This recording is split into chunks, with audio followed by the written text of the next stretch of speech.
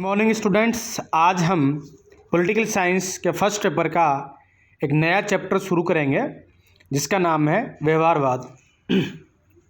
जैसा कि मैंने आपको पिछले वीडियो में ये पढ़ाया कि पॉलिटिकल साइंस का मीनिंग, ट्रेडिशनल पॉलिटिकल साइंस और मॉडर्न पॉलिटिकल साइंस, इनके अपने आप में क्या परिभाषा है, इनका स्कोप क्या है, इनका नेचर क्या है, और ट्रेडिशनल पॉलिटिकल साइंस और मॉडर्न पॉलिटिकल साइंस की कुछ विशेषताओं का भी अपने जिक्र किया है। ट्रेडिशनल पॉलिटिकल साइंस और मॉडर्न पॉलिटिकल साइंस में हमने अंतर भी स्पष्ट किया है। अब नेक्स्ट चैप्टर है व्यवहारवाद या बिहेवियरलिज्म, जो कि डेविड ईस्टन से शुरू होता है।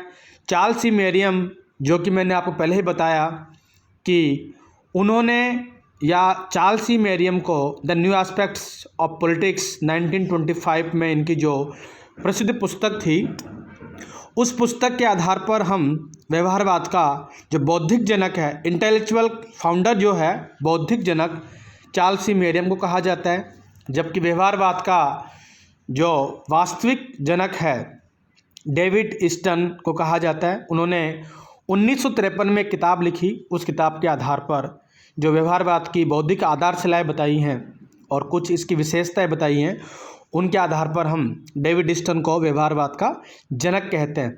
लेकिन आपके एग्जाम में अगर ये सवाल आ जाए कि व्यवहारवाद के बौद्धिक जनक का नाम बताइए, तो आप क्या लिखेंगे? बौद्धिक जनक जो होगा वो हैं चार्ल्स सी मेरियम। बौद्धिक जनक आएगा चार्ल्स सी मेरियम, ई मेरियम। और वास्तविक जनक जो होगा वो आएगा, इसमें जो वास्तविक जनक के बारे में अगर पूछे तो उसका आंसर आएगा डेविड ईस्टन। ये आप अच्छी तरह से याद कर लें। जनक पूछे डेविड ईस्टन और बौद्धिक जनक पूछे, इंटेलेक्चुअल फाउंडर पूछे, तो उसका आंसर आएगा चार्ल्स सी मेरियम। आज हम इस वीडियो में ये पढ़ने की कोशिश करते हैं कि व्यवहारवाद क्या उपागम है, इसमें क्या क्या इसकी सामान्य विशेषताएं हैं, और डेविड ईस्टन ने जो इसकी 7 विशेषता बताई हैं, 8 विशेषता बताई हैं, जिनको बौद्धिक आधारशिला कहा जाता है। 8 विशेषताओं को सत्यापन, प्रमाणीकरण, नियमितताएं, क्रमबद्धीकरण, विशुद्ध विज्ञान, इसके बारे में हम अध्ययन करेंगे। आज देखते हैं व्यवहारवाद। सेकेंड वर्ल्ड वॉर के बाद में जो एक उद्भवित ऐसा आंदोलन है जो कि तथ्य और वैज्ञानिकता पर बल देता है। जैसा कि मैंने आपको पहले बताया कि मॉडर्न पॉलिटिकल साइंस का जो बेसिक थीम थी वो फैक्ट बेस और साइंटिफिक थी, अर्थात तथ्य आधारित और वैज्ञानिक और क्रमबद्ध अध्ययन पर विशेष बल देती है।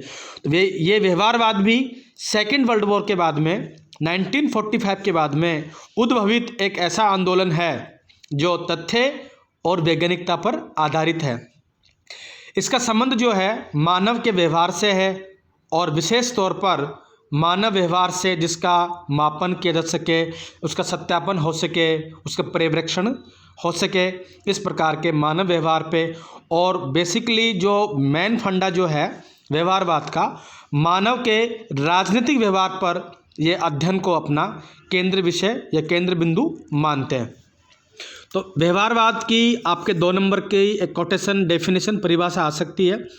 तो व्यवहारवाद की परिभाषा आप यूँ लिखेंगे, डेविड चार्ल्स सी मेरियम कोष्टक में लिखेंगे बौद्धिक जनक एवं डेविड ईस्टन वास्तविक जनक द्वारा प्रतिपादित सेकेंड वर्ल्ड वॉर के बाद ऐसा आंदोलन जो तथ्य और वैज्ञानिकता के साथ साथ मानव के राजनीतिक व्यवहार का अध्ययन करता है, व्यवहारवाद कहलाता है। 2 नंबर का जो सवाल आएगा आपका, उसका आंसर ये है कि व्यवहारवाद से आप क्या समझते हैं। तो आप लिखेंगे चार्ल्स सी मेरियम कोष्टक में बौद्धिक जनक और डेविड ईस्टन वास्तविक जनक द्वारा प्रतिपादित 1945 के बाद, अर्थात सेकेंड वर्ल्ड वॉर के बाद में उद्भवित एक ऐसा आंदोलन जो तथ्य, वैज्ञानिकता और मानव के राजनीतिक व्यवहार पर आधारित एक उपागम है, व्यवहारवाद कहलाता है। अब हम आगे बात करते हैं कि व्यवहारवाद का विकास किस प्रकार से हुआ। जो व्यवहारवाद हम देख रहे हैं इसका विकास किस प्रकार से हुआ। सबसे पहले देखते हैं, ग्राहम वालास एक राइटर हैं, उन्होंने अपनी पुस्तक ह्यूमन नेचर इन पॉलिटिक्स में कहा कि राजनीति विज्ञान में मानव के व्यवहार का अध्ययन होना चाहिए, अर्थात व्यवहारवाद के अंदर मानव के व्यवहार का अध्ययन किया जाता है। ऐसा हमें झलक 1897 में ग्राहम वाल्स की पुस्तक the human nature in politics में मिल गया था। दूसरी पुस्तक है Arthur Bentley the process of government, इसमें 1908 में लिखी गई। इसमें तथ्यों का अध्ययन करने पर बल दिया गया और साथ ही दबाव समूह के बारे में भी उसमें बात करी गई।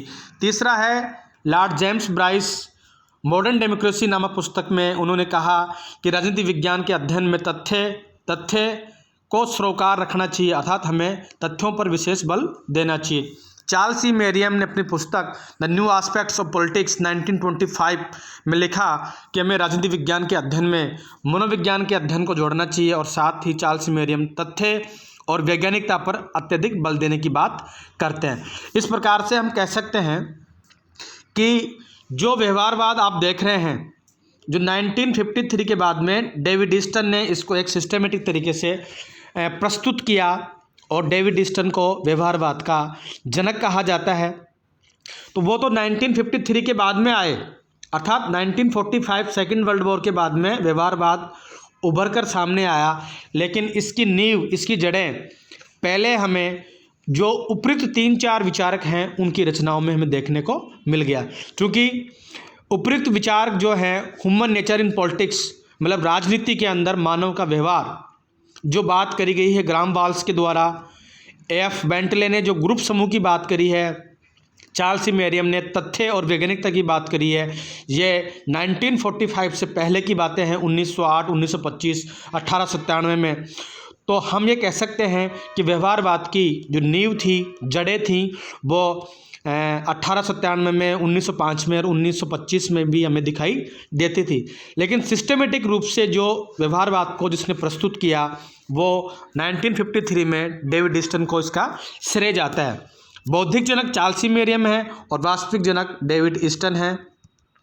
तो व्यवहारवाद का विकास, आपको 4 राइटर्स के नाम लिखने हैं और ये बताना है कि व्यवहारवाद की जो मुख्य विशेषताएं थी, मानव का व्यवहार, तथ्य, वैज्ञानिकता, ये बातें पहले पूर्व वैज्ञानिकों ने भी बता दी। इस आधार पर हम कह सकते हैं कि व्यवहारवाद का विकास 1897 से 1925 तक भी हो चुका था, लेकिन सिस्टमेटिक तरीके से इसका जो डेवलपमेंट हुआ वो 1945 के बाद में डेविड ईस्टन द्वारा इसका प्रतिपादन किया गया।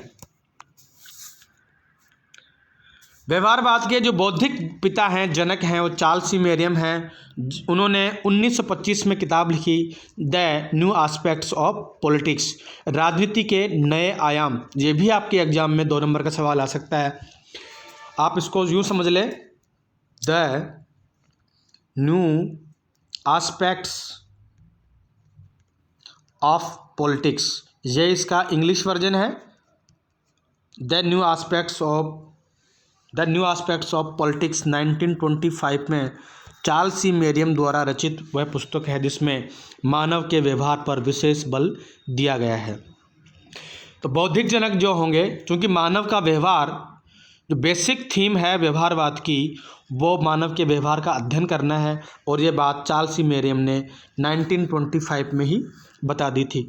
तो इस आधार पर हम कह सकते हैं कि 1925 में ही व्यवहारवाद की झलक हमें नज़र आई। चार्ल्स सी मेरियम की रचना the new aspects of politics, इसका हिंदी वर्जन होता है राजनीति के नए आयाम।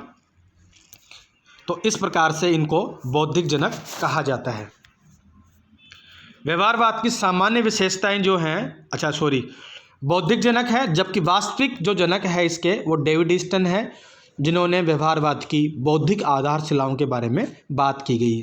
अब आपके 7 नंबर का सवाल यह आ जाए कि व्यवहारवाद से आप क्या समझते हैं, इसकी सामान्य विशेषताएं बताइए। तो सामान्य विशेषताएं व्यवहारवाद की जो होंगी वो आपके ये सामान्य विशेषताएं होंगी।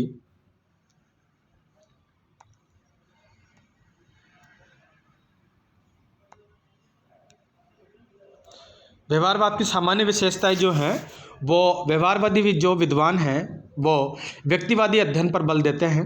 इसके अध्ययन की जो इकाई है वो छोटी है, व्यवहारवादी विद्वान प्राथमिक आंकड़ों पर विशेष बल देते हैं। आंकड़े दो प्रकार के होते हैं, प्राथमिक आंकड़े जिसमें शोधकर्ता स्वयं आंकड़े इकट्ठे करता है, और सेकेंडरी आंकड़े वो आंकड़े होते हैं जो प्राथमिक आंकड़ों के आधार पर कोई निष्कर्ष निकाले, अर्थात वो स्वयं आंकड़े इकट्ठे नहीं करे, कोई दूसरे के आंकड़ों के आधार पर किसी निष्कर्ष पे पहुँचे। प्राथमिक आंकड़ों पर व्यवहारवादी विश्वास करते हैं। ये राजनीति के अध्ययन के लिए तथ्य और वैज्ञानिकता को महत्वपूर्ण मानते हैं। व्यवहारवादी अध्ययन है वो बेसिकली मानव व्यवहार के या मानव के राजनीतिक व्यवहार पर संबंधित है, और इसमें अंतः अनुशासनात्मकता भी आप जोड़ सकते हैं।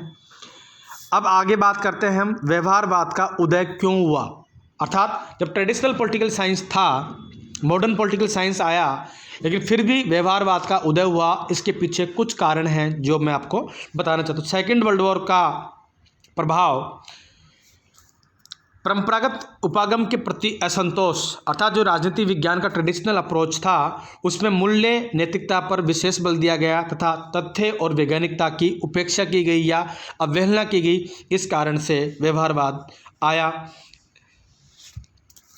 इस संदर्भ में किर्कपैट्रिक का एक कोटेशन है, वो उचित लगता है। वो कहते हैं कि असंतोष ने क्षोभ यानी क्रोध को जन्म दिया, और क्रोध के फलस्वरूप या क्षोभ के फलस्वरूप व्यवहारवाद का जन्म हुआ।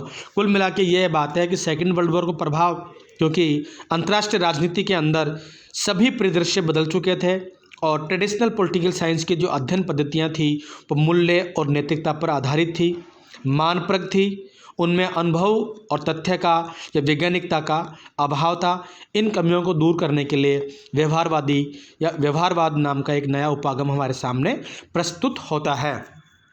सेकेंड वर्ल्ड वॉर के प्रभाव में देखा जाए तो सेकेंड वर्ल्ड वॉर के बाद राजनीति शास्त्रियों की उपेक्षा की गई। सेकेंड वर्ल्ड वॉर के समय राजनीति शास्त्री परंपरावाद से चिपके रहे, ट्रेडिशनल पॉलिटिकल साइंस को विशेष महत्व देते रहे, इसलिए वे अमेरिकी सरकार की कोई सहायता नहीं कर सके, परंतु समाजशास्त्री और अर्थशास्त्री वैज्ञानिक दृष्टिकोण अपनाते रहे। उन्होंने युद्ध के समय अमेरिकी सरकार की मदद की। जैसे समाजशास्त्री ने बताया कि जापान को ज़मीनी युद्ध से हराया नहीं जा सकता, इस कारण समाजशास्त्री और अर्थशास्त्रियों के युद्ध के उपरांत कुछ पद प्रदान किए गए और राजनीति शास्त्रियों की उपेक्षा होने लगी। सेकेंड वर्ल्ड वॉर से पूर्व का अनुभव भी ये ट्रेडिशनल पॉलिटिकल साइंस से रिलेटेड है और इसमें व्यवहारवाद को जन्म देने का कारण रहा।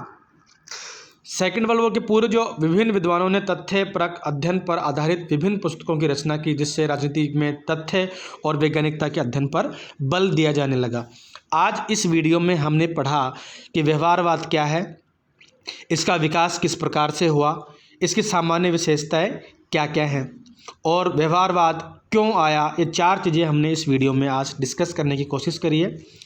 तो प्रिय विद्यार्थियों, व्यवहारवाद एक ऐसा उपागम है जो 1945 के बाद में डेविड ईस्टन द्वारा प्रतिपादित एक ऐसा उपागम है जिसमें तथ्य, वैज्ञानिकता, मानव के राजनीतिक व्यवहार पर विशेष बल दिया गया। डेविड ईस्टन, जो कि व्यवहारवाद का वास्तविक जनक है, उन्होंने 1953 में किताब लिखी। उस किताब के आधार पर व्यवहारवाद की 8 बौद्धिक आधारशिलाओं के बारे में बात की गई है। इस व्यवहारवाद की जो डेविड ईस्टन व्याख्या करता है, इससे पहले भी व्यवहारवाद का विकास हो चुका था। जैसा कि मैंने आपको बताया, Graham Wallas human nature in politics, राजनीति में मानव का स्वभाव या किस प्रकार से बिहेव करता है, तो मानव व्यवहार की बात इसमें आ गई। एफ बेंटले ने ग्रुप थ्योरी दी है, उसमें दबाव समूह के बारे में बात की गई है।